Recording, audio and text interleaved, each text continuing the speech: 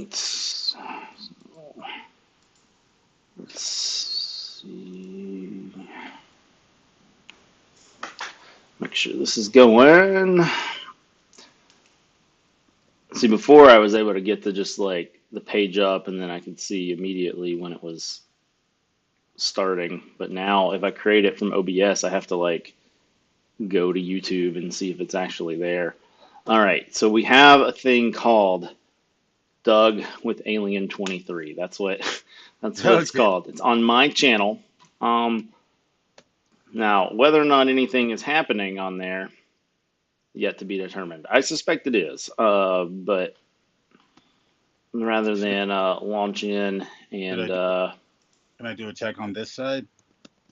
yeah, but I don't have the link handy. Gotcha. Yeah, I don't know if I could have made like a name for the stream. You know, it's video 6M2TL90WRFU. Oh, that Um, sounds esoteric. yeah, it really rolls off the tongue. All right, so it says we have an excellent connection, but I see no video. So um, so we'll see what once it pops up on the YouTubes.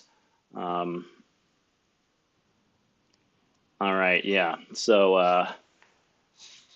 let me turn on the volume here so I can. Gotcha. Yeah, I don't know if I could have made like a name for.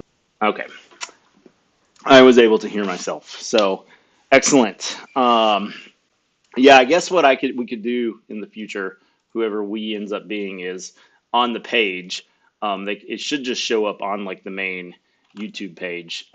So if this was working the way that it was supposed to be working, then that would be youtube.com/at friends of CC Music, and then it should just like the live one should just like show up, I think. But there's also a live tab if it doesn't. So Yeah. that is something we could do rather than have like the latest. But in any case, this is not currently on Friends of CC Music. It's on my channel because yeah, I don't somehow when I set OBS up, it must have um, it's got something cached in there that it's pretending like it's logged into Friends of CC Your check. Music and it's not working. So, in any case, we are recording. So, through the magic of the internet, I'll be able to move it to where it needs to go later.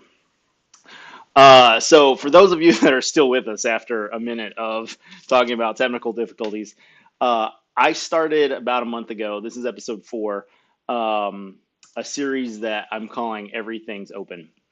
And the idea has kind of morphed a little bit over the time, but what I sort of settled on is I'm going to do 6 episodes getting ready for a big January 25th event. Now, the event on the 25th is not going to just be about like shows and stuff, but that is going to be one of the, I guess, 12 topics. So it's a 12-hour long event. And it'll be one of the 12 topics. So we're talking about, do we want to have branded shows? Who's going to do that? Should we move like an existing show over? That sort of thing. Um, but the definitely, look at the archives, figure out, the everything's open stuff. Um, Go back and look at those. But the show that we're sort of piloting today, I sort of branded as CC Next. And the idea here is that we're sort of looking ahead. What is coming? What should be coming? That sort of thing. And I think some of that will be related specifically to Creative Commons, probably. Some of it probably won't be because things like big technological advancements are those things are going to affect Creative Commons regardless of you don't need to talk about Creative Commons to know that they're going to affect Creative Commons. Um, so I have the man of mystery, Al Nesby, Alien Nesby, A23. You have a number of monikers that all sort of roll around that name. So I'm going to refer to you as Al, unless you have No, that's another that's name that. that's great. So I know that you have in the past spent a lot of time thinking about various technologies. Blockchain is one that you've done some works about. Uh, if you want to talk a little bit about some of that work, now might be a good time before we start talking Yeah, about what's next. yeah. It's in a lot of ways, I guess what the industry is now calling Web3. Um, I'm quite frankly, I'm surprised that it's still moving forward. Um, I was sitting sitting with a friend the other night. I was doing some. I've been doing some data forensics work on the side, and kind of in the course of doing this data forensics works, it seemed that good old Intel had another major catastrophic uh, exploit or 0 day that was found that much like their incident of Spectre meltdown, it was an issue that couldn't immediately be patched, and there's just a whole lot in the Web3 space where it it just kind of feels to me like like there was a bunch of I guess we're humans, so primates. A bunch of primates were put on LSD and asked to put something together. And one person abstained and tried to raise their hand and go, hey, none of this is really making any sense. That person was fired, and the madness just continued. Um, So so with Intel, most people are going to think of Intel as a chip maker. yeah, How does that relate to the Web3 stuff? um, I mean, when we're dealing with number one, when you start dealing with the cryptocurrency market, which shouldn't entirely be confused with blockchain.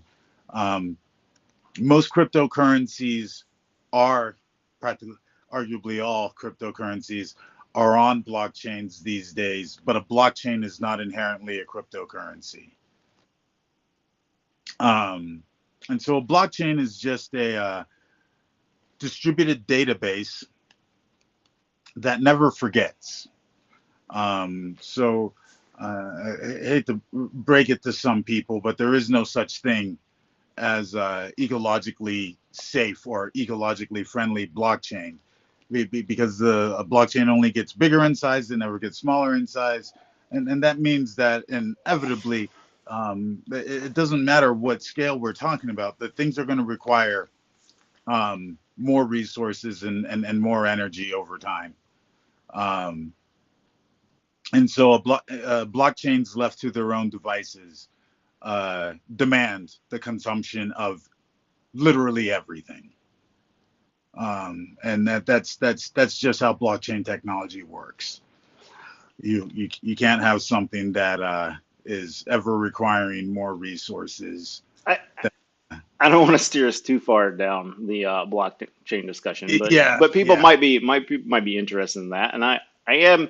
I mean, I do think there are some options here. I mean, what RRD used to do, or I guess still does, is if you're talking about like transactions, maybe there's not a way to do this, but they used to so RRD's used for like metrics collection. So they would like summarize like old data, like you probably don't need all this granularity for stuff that yeah, happened 6 years ago.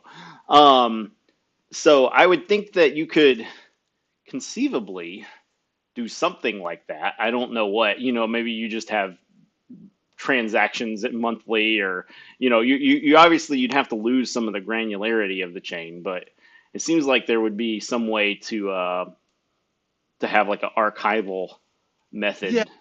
there was something that's actually still around, and it's very much tied to our current blockchain technologies because it's where what are called smart contracts really kind of originated. It was something called Freenet, and it too was a distributed database. The one big difference between Freenet and blockchains, though, is that Freenet had the ability to forget. And so Freenet worked kind of like the old chans, I guess. So someone would post something, and everybody that joined Freenet had to allocate some amount of their own space to the database. So that's where it got space from. Um, and Someone would post something. The moment they posted it to the database, that went to the top of importance, so to speak. It's the freshest thing. Um, and as things were not accessed, they would go further and further down the list of priority until eventually they would drop off. But if something was being accessed over and over and over again, every time it was accessed, boom, All right. back up to the top it goes. Uh, I really and I I really liked and really liked the FreeNet model and idea. It gave a release valve. Yeah. Um, and I would like to see something like that come back because at the end of the day, uh, one of the things that's going on in the blockchain space now, especially with cryptocurrencies, is we have bots that are making blockchains. You go ahead and these blockchains will at times give insane APRs, um, and it's really just a hyper cycle of Wolf of Wall Street, if you will. You just create a new bank, you run that bank to into the ground, and rinse, cycle, and repeat. Um, and there's really no fundamental values, as there's this thing called arbitrage, and that's basically where, to put it bluntly, one buys a Bitcoin so that they can sell the Bitcoin so that they can buy more Bitcoin. Um, where are the fundamentals in that? I think one struggles to really say that there are any fundamentals. Um, and so I think I would like to think that in a lot of ways, rather than getting into this hyper speculative, dare say, metaverse where just nothing is real, um, and everybody's just chasing coin, and chasing subscribers, if you will. Please click like it's like please click like and subscribe economics. Nobody owns anything, and everything's driven off the appearance of popularity. Um, I'd like to think that we could get to something that was more, dare say, perhaps Star Trek like, um, where we could ground ourselves a bit more in reality, and we could really start sharing the abundance that we have. The in the West, we have more homeless home we have more empty functional living space than we do homeless people. Something around like 30% of our food just gets tossed. So in those regards, I kind of look at it as a good job, humanity. Give yourself a pat on the back. We've achieved abundance. Our big problem is that we've become accustomed to economic models that promote scarcity, and they don't just promote scarcity; they promote artificial scarcity. So that's a kind of a big thing with open source, notably in the IT plane. At the end of the day, all software, blockchains included, uh, all software at its best is an overglorified version of 2A plus 2A equals 4A. And the simple fact of the matter is that there is no shortage of 2A plus 2A equals 4A. For those people that want their Tesla free energy, there's some of it right there. And it's just a darn shame that we're so uh, scarcity obsessed, that we're doing the Ouroboros, the snake eating its own tail.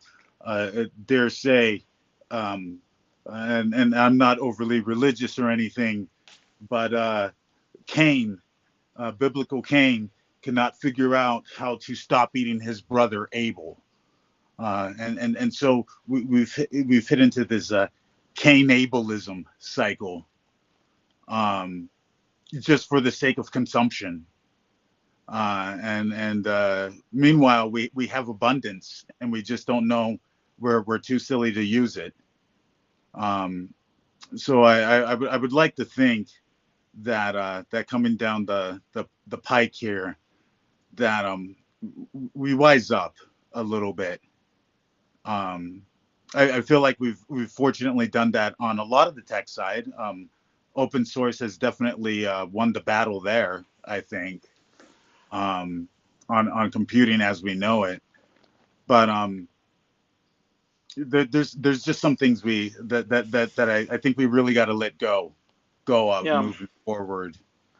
I mean, I'd like to agree that open source is one, but you are seeing like places like HashiCorp, pulling back in what was previously open source. I mean, Elasticsearch, there, Mongo. There's all sorts of examples of companies that have had open source projects and then have closed them in some Yeah, way. especially on the supply side, kind of as Apple did, where sure they open sourced OS X, but they have all these proprietary um, pieces of hardware, and nobody else other than them really has the ability to access the resources to make that hardware. Um, but I kind of feel that at the end of the day, what Apple doesn't really exist. It's there's a bunch of individuals that constitute the thing that we call Apple. But Apple itself is no more real than Santa Claus. Um, and so I would like to hope that uh, the things that aren't so meta, the us, the real people, and not simply avatars pretending to be us, that are advanced idiots at best, just overglorified TI-82 calculators. Um, I would like to think that we steer away from the meta, and start to grasp on more of the real. And there's a certain amount of be excellent to each other that I think we're due to listen to Mr. Rufus or George Carlin, along with Bill and Ted, and jump on. We got to realize we're kind of all in this together. So, I mean, there's a couple of obvious places where that is related to Creative Commons. Obviously, the digital, um, the lack of scarcity is, that's kind of why that Creative Commons exists in the first place, is to give a framework for taking advantage of that. Yeah. Um, so, I guess, you know, we're sort of at this point, in this show, thinking about like what's next. So, what does that all mean for musicians and folks in Creative Commons community? I think on one end, uh, uh, Robo Cthulhu, as I like to call it, which is just kind of an end result setting loose these algorithms on mass data sets on people. Um, Pop culture is dead. Is kind of the way I look at it. Nobody's going to be able to beat Robo Cthulhu at sorting out what the mass appeal is. Um, but I kind of look at that as like New Kids on the Block had a lot of hits, even though their music was totally shit. Um, so pop culture, and I don't think that's just music. That's I think we're going to find that we're going to have a hard time having open source technologies that allow us to basically make the equivalent of Disney Pixar films on these little handheld devices that we call cell phones, but they're really just pocket hand computers. um you can't mesh. um hey, everybody can make these deep fakes really easily, but I can believe what I see on TV, and what I see over the IoT, Internet of Things, in general. um those two don't go together. They don't mesh. And so I think that leads to a death of pop politics. It leads to a death of pop science. Was that Neil deGrasse Tyson saying something, or that Asian Miku Pikachu guy? I forget what his exact name is. Um, I know I was looking at somebody's TikTok feed the other day, and some stuff with Elon Musk was popping up. But it was very clear that this was an Elon that was saying things that Elon never said. Yeah. Um, and so uh, we can no longer believe um, uh, pixels and lights and broadcast audio, so to speak. And I think that's a beautiful thing in a certain regard, because uh, good riddance of all this pop crap.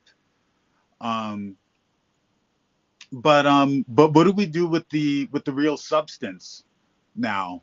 And I could see some things kind of on the horizon where I know I tried to play with it a bit myself with the 2020 album I had called Dynamic Evolution, where it was just okay. You know what? Um, Here's all the MIDI information that contains all the writing. Here's all of the original samples. Here's all the patch data. Now, what do you want to do with this? And just rather than trying to artificially hold all this stuff that it's like, oh, this is mine, this is mine. Um, viewing profit in a different way, where uh, music did something. I know for me where I don't consider myself to have gotten.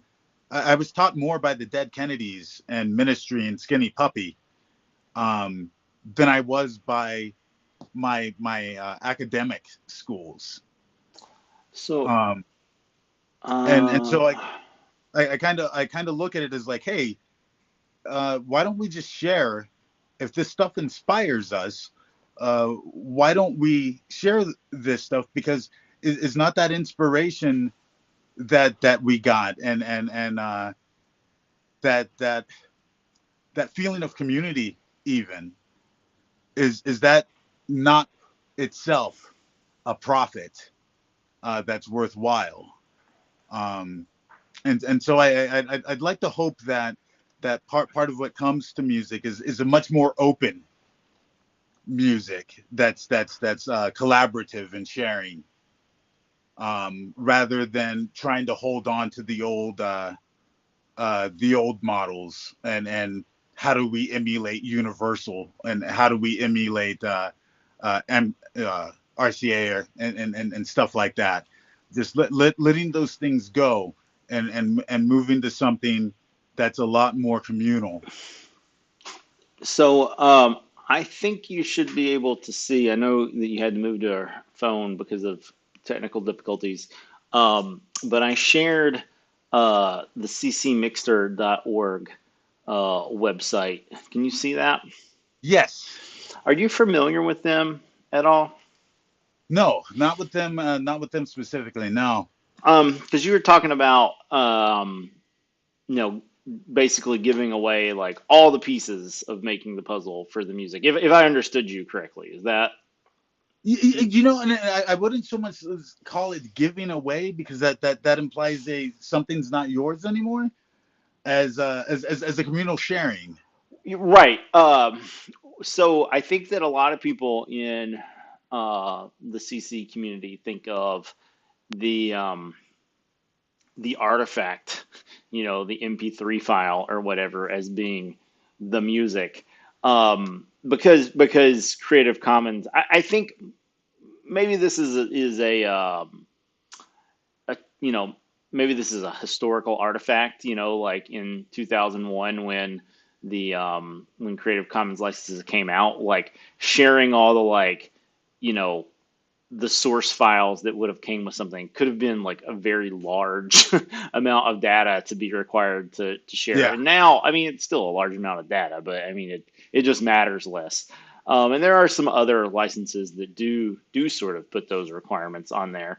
Um, but CC Mixter, I think most of their stuff is actually um, probably just going to be, maybe they do WAV files. I've never done a whole lot with um, but they have samples here.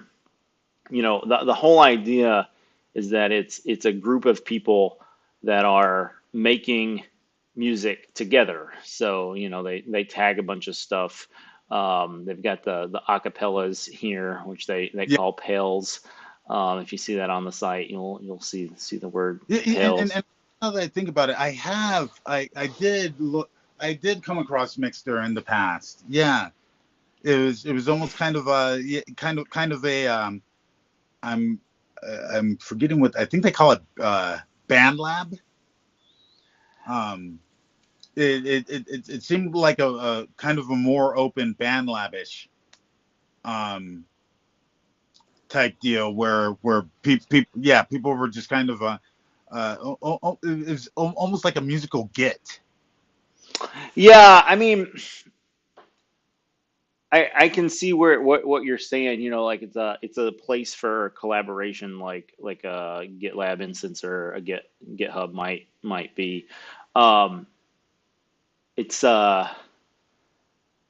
I think that might be for confusing for people that like know how Git works because that is not at all how this works. But yeah, if you just take a really high level and you just think of it's a place where people go, in the GitHub instance, it's a place where people go to like share software in this case, and not just share it one way. Like if you go to like a Jamendo or a Free Music Archive or a place like that, that's a places where there are musicians and there are an audience, and like they're not the same people, whereas on CC Mixter the idea is that they are the same people. Now of course that's not to say that not anybody can just upload to Jamendo.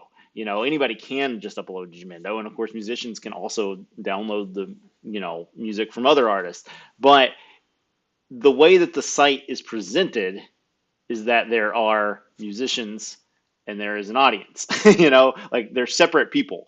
There's Yeah, a stage and then there's the people in the seats. And CC Mixter is not like that. And I've never quite understood why CC Mixter wasn't bigger. Maybe that has to do with just like budget and marketing. I'm not real sure. They do need some help with their website. That has been a problem for a long time. So anybody that is interested in that, they've got a contact the site administrator link down here at the bottom that people can click on. Um, it's interesting too if people are going here and they're a little bit, like this seems a little like maybe they heard of CC Mixter in the past, but they're not quite able to place it. So CC Mixter actually came out of Creative Commons, like it was an official like project. I don't know exactly all of that history, but it was definitely spun out of Creative Commons, like, a decade ago, more than that, decade and a half, maybe 2 decades ago.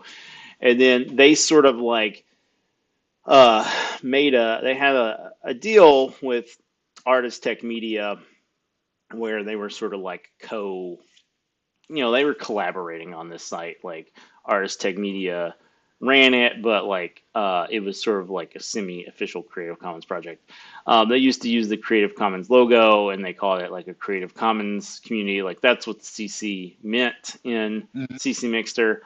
Um, I don't know all the details again of what has been going on, but they had sort of a long, drug out battle with CC HQ. And they ended up having to. And part of the thing was, when Artist Tech took it over, the management of the site from they were given permission to use the trademark, but I guess that permission didn't like uh, wasn't bounded, like it wasn't. I haven't seen that contract, but somehow Creative Commons was able to wiggle out of that, um, and they felt like for whatever reason that they needed to, and so now they have changed their logo to not be the Creative Commons logo, and they are now the CC stands for Collaborative Community. Now, they're still using Creative Commons licenses. One thing that may have hurt their usage is they only allow CCBY and CCBY NC. So their idea is that, well, the whole site is about sharing music. Why would anybody need to have the share alike tag? Which frankly is, to me, has just been like that's 360 degrees from the way that I would do it. If I Yeah, were if I were in charge, I would said, okay, we're a sharing site. Everything is SA. That's the way I would have done it. But they went the other yeah, way. yeah. I don't I don't I'm with understand. It's just confusing. I can see why that they wouldn't allow a no derivative license, but if you're going to allow non-commercial stuff, why not allow people BYNCSA and why not just allow BYSA? I don't know. I, it's been that way for so long that I don't think they're going to change it. But maybe now that they're not affiliated with Creative Commons, maybe they would think about changing it. I don't know. But that would probably also be a pretty big change to the website. So they got to kind of get that sorted, I guess. With the yeah. website. So Unfortunately, a lot of the time too, I think it's that devil in the details, you know. yeah, Um, and there's so much good stuff, so many good efforts. It's a huge thing. You see it happen in the activist communities all the time, where you have these really well intentioned people, and they end up essentially stifling themselves by becoming a not on purpose at all, but they become reflections of the systems that they found so problematic. yeah, Meaning that they become a bunch of bureaucratic nonsense, with just different factions all over the place arguing details. Um, and I think that's something that because the devil is in the details, that something moving forward, we're gonna have to figure out a way to look, stop nitpicking, yeah, stop. yeah. Well, and that I think is, I mean, maybe not the nitpicking specifically, but the this sort of like shared vision, like they've made some choices, and that has maybe held them back. But one of the things that we're trying to do with Friends of CC Music is like, look, okay, like we don't have to agree with like every decision that they've made, but like we're better as like a group than we Yeah, are like all fighting separately. And so that I think that you know internal squabbling, letting the perfect be the enemy of the good is kind of just human nature. It's always, something that is going to be there because th- there's two sort of like competing visions. Yeah, you don't want to let perfect be the enemy of the good, but at the same time, like you do want to strive to improve. And so Yeah, it's like, you know, finding the happy medium in there is it's difficult. But that is, I think, the charge of what we're trying to do with Friends of CC Music is don't let a great community like CC Mixer just kind of like rot out in the vine. Like let's get together and help them out and move everybody forward. So, um, but yeah, I am going to stop sharing this unless there's anything you wanted to explore. Oh, actually, one more thing before I do. They have a lot of events. So, I mean, one of the things that you mentioned was just sort of like being real and like I don't think you said it in as much, but it's like the immediate thing that I was thinking about because I talked about it on the first episode of Everything's Open is the like music comes out of like oral traditions like mm, the songs were a way to like tell stories like the cadence and everything like helped you remember like you know it was history like yeah, um and bards. yeah and so in I think we have a certain sense of that in it's not always explicit, but I think there's an undercurrent of that in the Creative Commons community where people used to just sing these songs and then another person would sing it and it wasn't anybody's song, it was just a song. Yeah, But yeah, getting back to people and being real and not crazy stuff on the internet.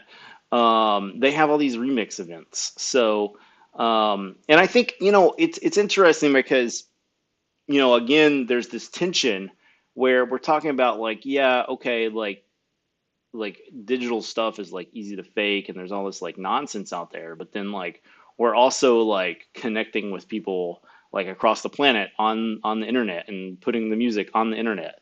So there's this tension here. And I mean Rhino has been have you met Rhino? no, no, no. um That's really funny because we have here in Denver, we have a rhino district, and then one of our most prolific underground venues is called Rhinoceropolis. nice, nice. Well, Rhino, he does a 24/7 CC stream, and what is it's rhinothebearded.com is his website. And then you can go on there and hit up the stream, and he does a show every Friday night called the OO Show. Um, but Rhino has been sort of like trying to get like to do like live shows, and get people Yeah, together in physical yeah, space. So yeah, for sure. That's the real communal space. yeah, I should have pulled this up on the screen that I'm sharing. That would have been the smart thing to do. And that was So rhino bearded. yeah, so I just pulled it up. I pulled it up on the other screen because I don't know, I wasn't thinking. So I think that should still have shared because it's still the if I click on yeah, I can see it in the tiny little window. Yeah, Rhino the Bearded. Um, so you can see his show from last night there. And then actually we can try here and listen to the stream. So I don't know if I'm going to have all the plugins and stuff. I don't know how this is going to work with Chrome, but let's see what happens here. And this might it's possible. I think I'm sharing with Jitsi. So I know that sharing the audio works over OBS, but you'll have to tell me whether or not this works over Jitsi. Will do. All right, so it's a pop up. So if you get If you click on this and you notice nothing happens, make sure you check your pop-up blockers. Um, okay, so I gotta share this tab instead.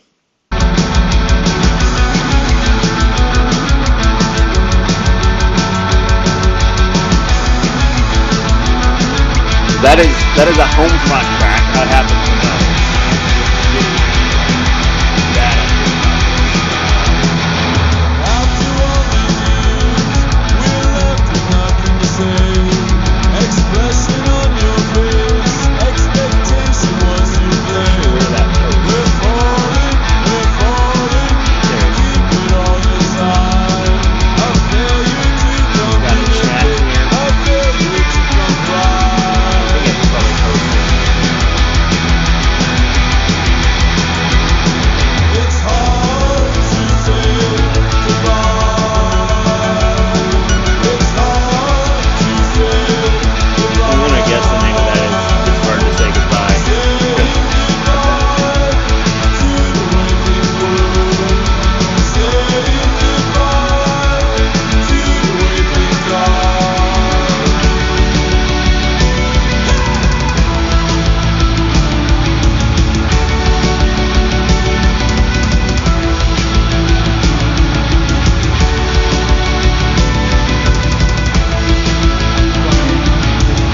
All right. Oh, Alternate. I should have kept sharing that. But I'll have to go back in here and reshare the tab. Um, so yeah, so Homefront. Homefront is I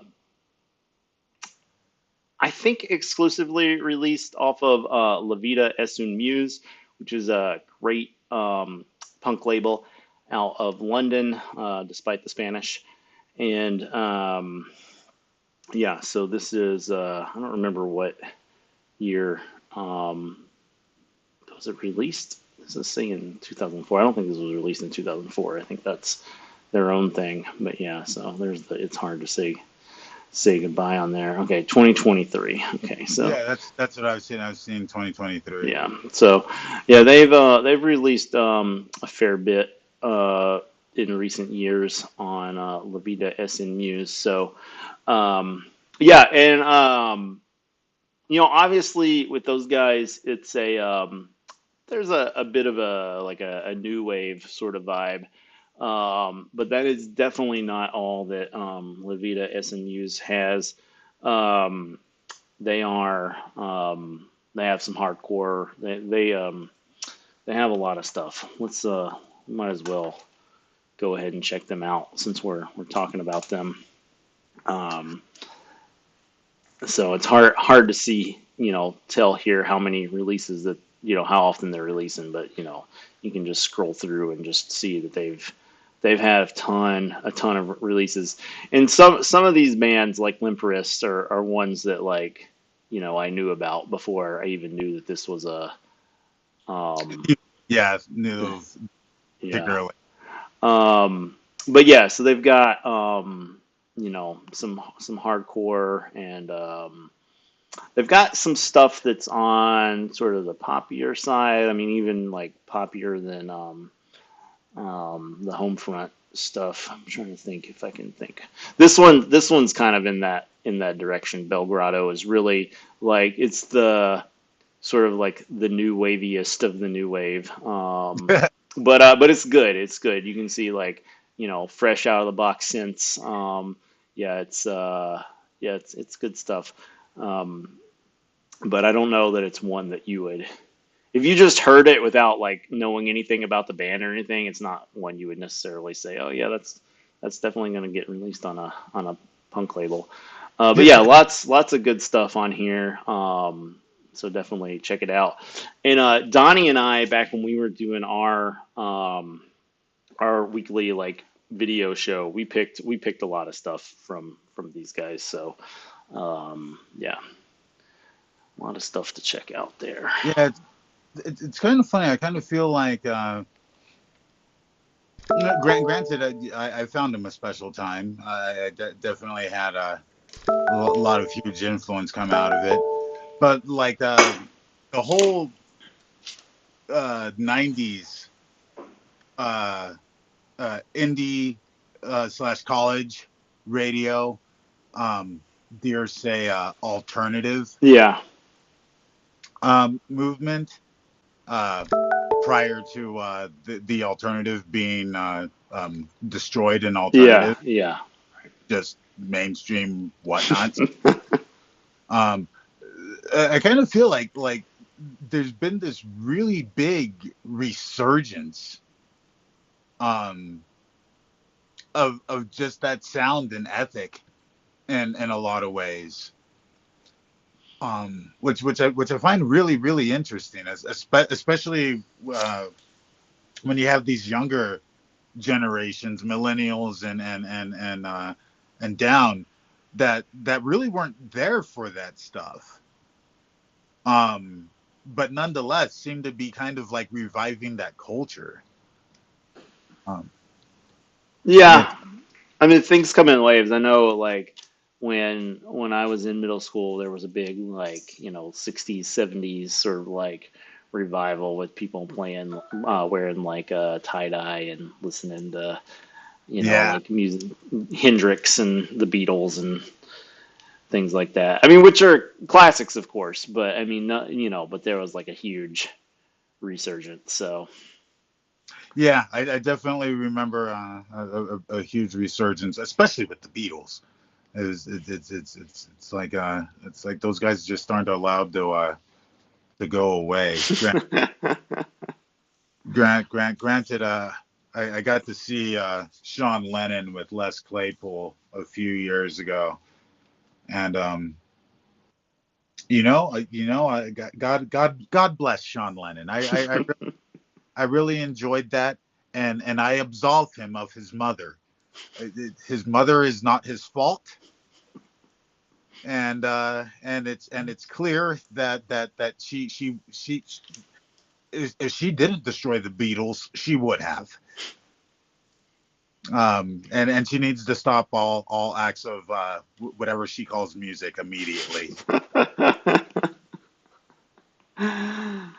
I was in Montreal a couple of years ago, and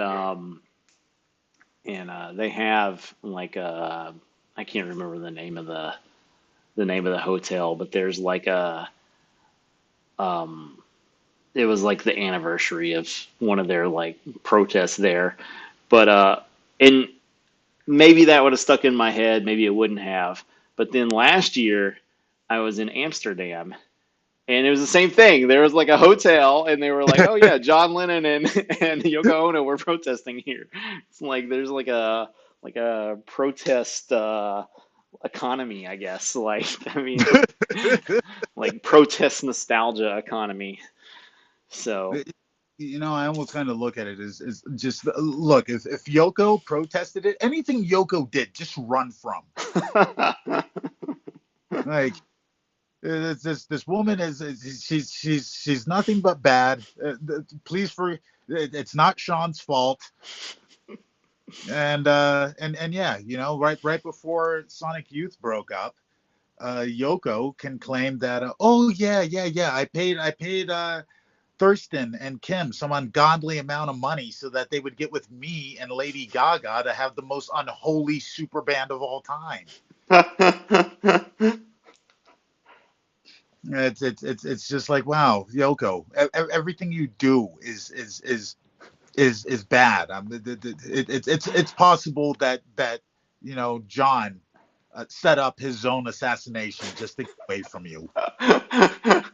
this is like wildly going off in a different direction, but you just talking about her like as like the like the essence of evil makes me think of Twin Peaks, and and like Yoko went to the Black Lodge, and now she's like been unleashed on the world. Yeah, unleashed to the world. I gotta say, I don't know enough about her to like have beef with her, but I know a lot of people do. So there's got. Just check out some of her musical work. You'll understand. Fair enough. Fair enough. Um, but yeah, so we were before we got off on this tangent of punk music and then Yoko Ono. We were talking about Rhino and his live shows, which I know you've participated in some live events, and there's some Yeah, you know, video people can find about of that's those things. really, really important stuff. That's where you get real life community together, you know. Yeah, I guess you know we're sort of back to that tension, and I know that a lot of people are like, well, it's great that Rhino wants to have live shows um, you know in the southern U.S. I know he's done some well, actually not just in the southern. He's had them all east of the Mississippi, I think. Yeah, because the Mississippi River is on the west side of the state of Mississippi. So they've all been east of the Mississippi River. But he did have one in Milwaukee. Um, so that is by no definition the South. I mean, I guess I could claim it's the South because it is technically south of me, but Yeah, that's not a reasonable definition of the South to call Wisconsin the South. So, um, yeah.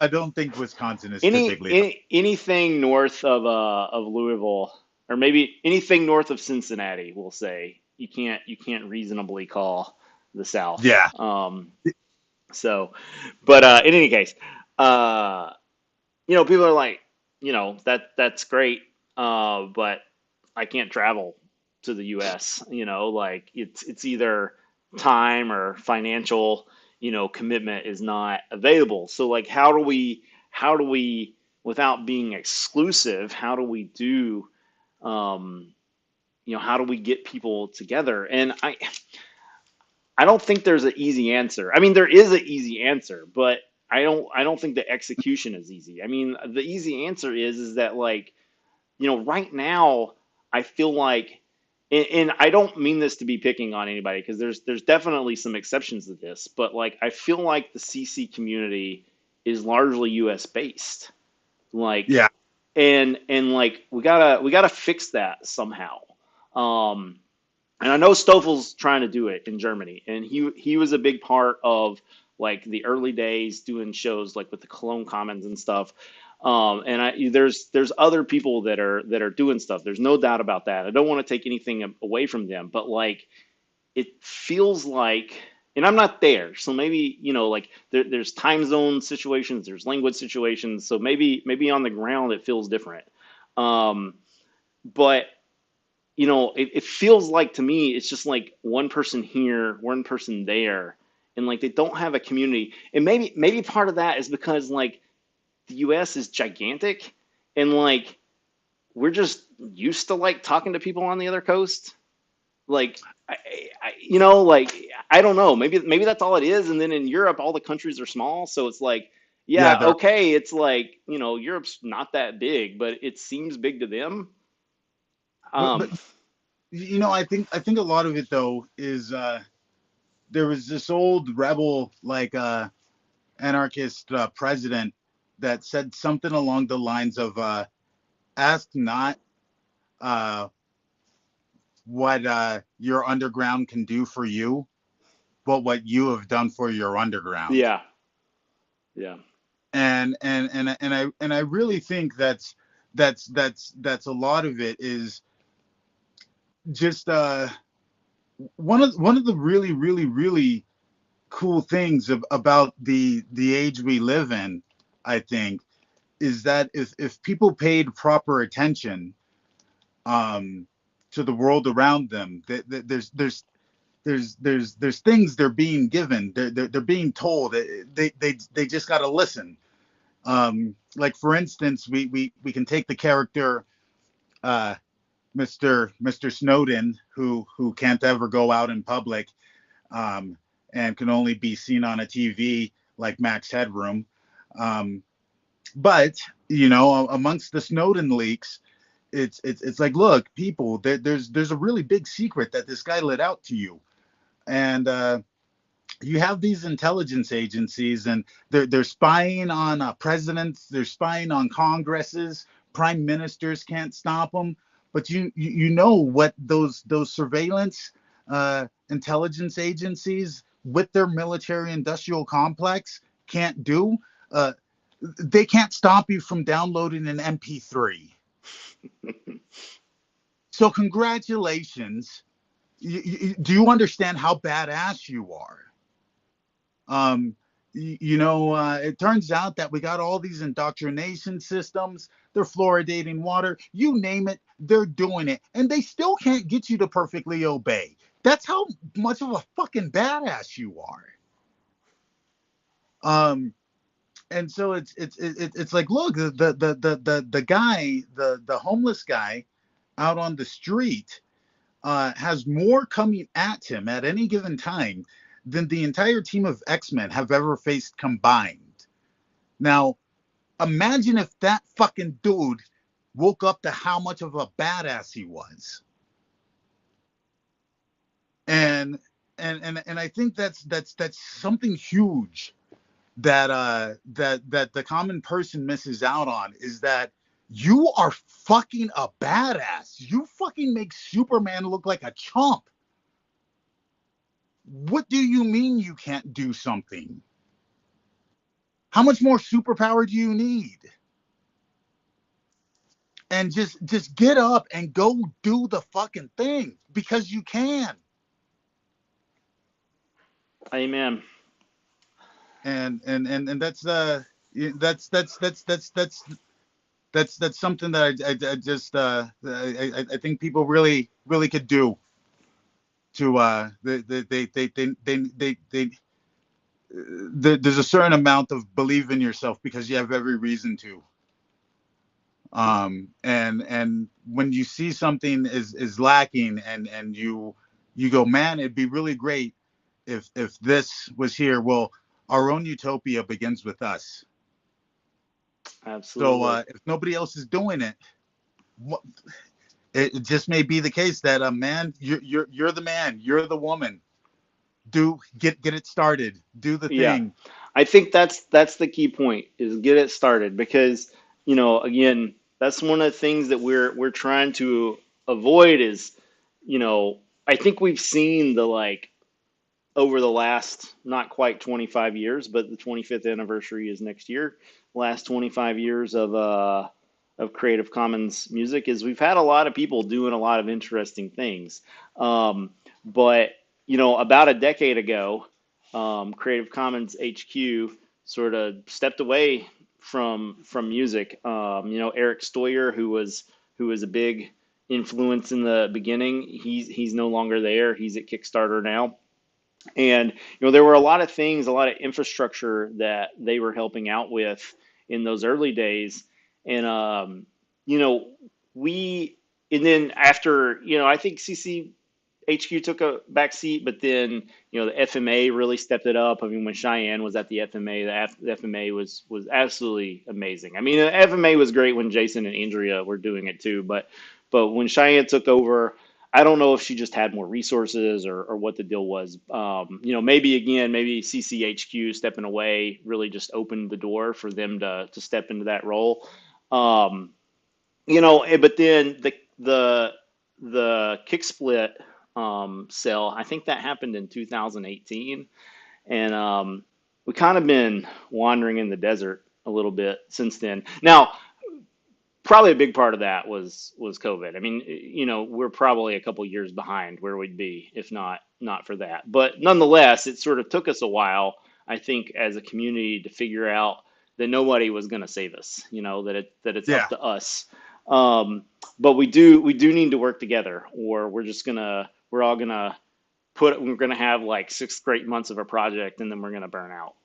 So Yeah, and and that's a big thing, because it's the fact of the matter is that a lot of the gains that open source and to an extent that Creative Commons even has made, was due to the fact at the end of the day, finance has to come from somewhere. yeah, If you people that aren't able to have shelter, that aren't able to feed themselves, aren't going to have time absolutely. to devote to other things. Um, and so it, that how we go about giving support for that finance to each other. Um, that's going to be a huge thing. Um, because yeah, if you got to take care of the basic needs first, and that's going. I don't care if it's money or barter or whatever. There is some amount of finance Right. that has to come into play there.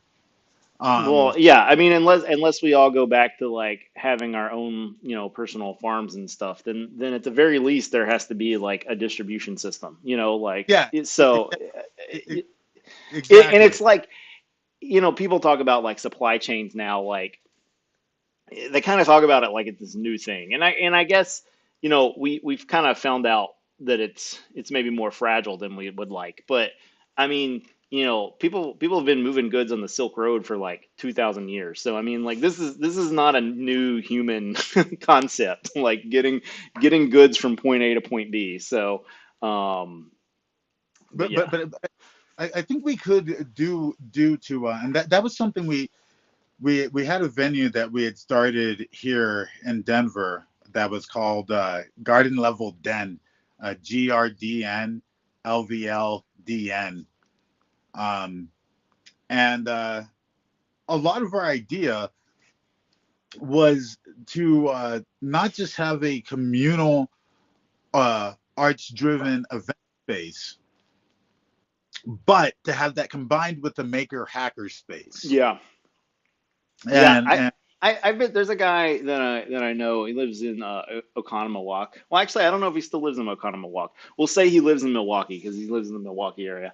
Um, and he I don't think he thinks of himself as a musician anymore. He's definitely. I mean, you can find him on Jamendo. Man has definitely put out music. And he does. He's a maker guy. He makes like MIDI controllers and stuff like with his 3D printer. Like I think he'd be a great guest. But I think he sort of sees himself outside of that scene. But to me, I think if we're really going to solve like a lot of problems, we do have to sort of like get those the the sort of like I don't want to say non-artistic, but the more no, like the maker space, like people actually like making physical things rather than yeah, making, music or art. Um, not that art can't be physical, but um, I think there's some definite synergy there, and I don't know that you know maybe in some limited perspective, Friends of CC Music is a place where that um, could be. I mean, I think that's actually something that we should talk about on the 25th. In 12 hours sounds like a long time, but there is a lot to a lot to to discuss. cover. But I would like to leave like space open. I mean, this is my personal thought that I would like to leave space open in the bylaws to tackle some things that maybe are not like explicitly music. I mean, like you say, it's like, if people don't have like can't eat, then they're not going to be putting out music. So there are some sort of like fundamental issues in society that maybe we should think about having some support systems for. The obvious like counter to that is like you got the potential for some pretty massive scope creep once you start talking about that kind of stuff. So I don't really know where that line is, but we should definitely talk about that as a community. And that may be a thing where there's not a hard sight line. Yeah. It's well that line is dynamic. Different situations and different locales call for different. Well, yeah, and that's one thing too that we have to figure out is like, right now, like Rhino has sort of like said he was going to be, the head of the like U.S. Um, Friends of CC Music, but I don't think he's had time to really get involved. Um, I mean, he's still doing, his stuff, but Yeah, as far as like managing that organization, I mean, my sort of ultimate goal is that, I mean, my like really ultimate goal, and I've kind of moved away from this, but like when I started, um, the Creative Commons Community Music Awards, like I was thinking like very regional. I was thinking about like every state would have a winner, like really, and like we just haven't had the capacity to like, I don't know if it's like a marketing thing, or I don't know. We never got anywhere close, but I would really like for us to think like, you know, what can we do like in our own backyard, whatever our own backyard means. I mean, yeah, I think, anytime you have a situation where you can cross borders, then that's, you know that makes life easy. So I think like the EU being like a single entity makes a lot of sense, at least starting off.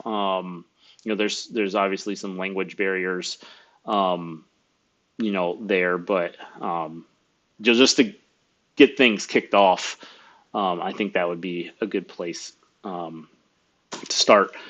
Um, I don't want to keep you too long. I've kind of thought about these as being like an hour long, and I don't know how long we're into actually we're recording, but yeah, excluding technical difficulties at the beginning. I think we're right at about an hour. yeah. So uh, I want to give you the opportunity to say anything here that you want to say. Any closing thoughts for us? Um, I think that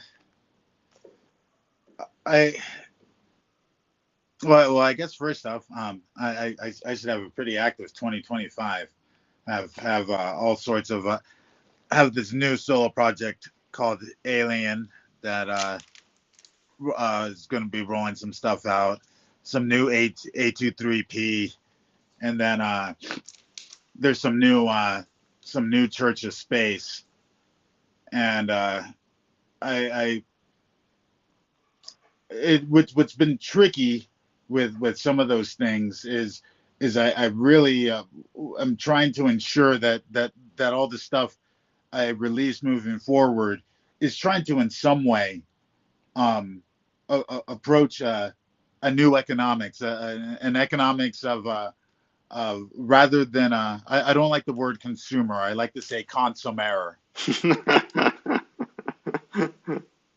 Um, and so rather than consumer economics, producer economics, um, where it's not about the consumption, it's about the production of further abundance.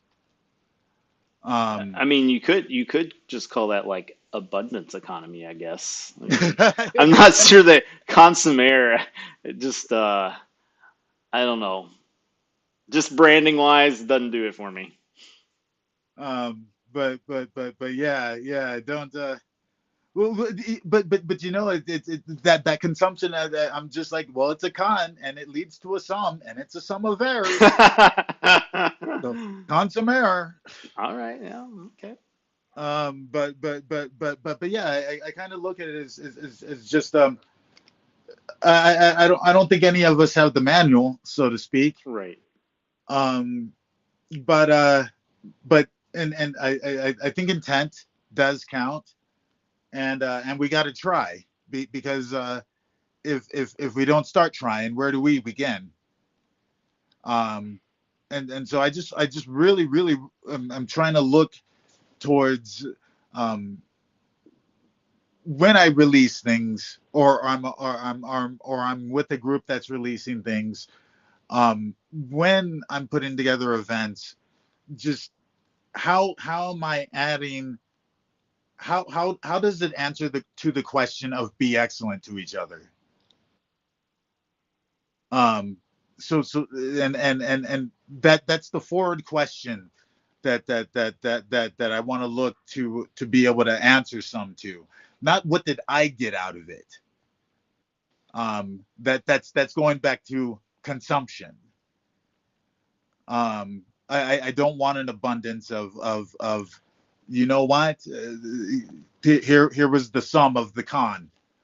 um but here's what I did to make sure that uh those those I care about um were provided for. Here's what I did to make sure that there were people coming up behind me that were enabled with the tools to be able to inspire me, because I'm not going to always be able, I'm going to want to take a break from my own stuff at some point, and when I do take that break, I want to be inspired.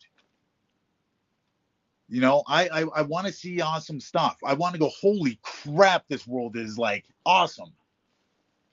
um and so what am I doing to help facilitate and enable that world in my own works?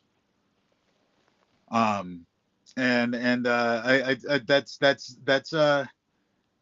so that's been kind of tricky on trying to figure out, okay, how to what's the best way to release this stuff, because it's not just what does me or the band get out of it. It's very much a, nah, this has to enable and facilitate pushing forward that uh production, that go be great economics. um go go you know what, the even before change, the one thing we seem to be assured is absurdity. And but that absurdity doesn't have to be negative. Absolutely. So let's push the absurdity to the limit, and let's make it weird as all fucking living hell. And how do we make that weird awesome? Absolutely. Well, Al, I think this has been a great start to 2025 for the well, for everything's open, but also for Friends of CC Music in general. I want to thank you for your time. I'm going to press stop streaming, and then I'm going to talk to you for a moment off Okay. camera.